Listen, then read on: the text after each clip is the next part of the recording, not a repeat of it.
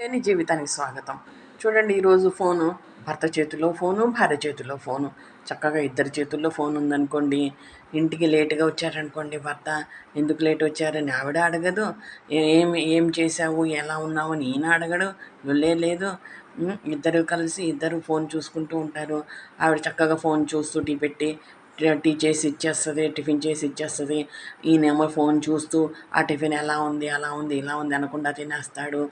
చక్కగా ఇద్దరి మధ్యన పోట్లాటలు ఉండవు, కిరికిరి ఉండదు. చక్కగా ఇద్దరు ఫోన్లు చూసుకుంటూ ఉంటారు.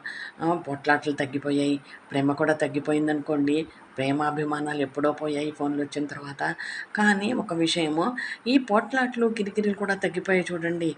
అది కొంచెం ఇప్పుడు వరల్డ్ వైడ్గా చూశారనుకోండి, ఆ, విడాకుల సంఖ్య తగ్గిపోయింది, పోట్లాటల సంఖ్య తగ్గిపోయింది, అన్నీ తగ్గిపోయినాయి. ఎవరికి టెన్షన్ వచ్చినా ఫోన్ చేసుకుని కూర్చుంటే ఆ టెన్షన్ పోతుంది వాళ్ళకి.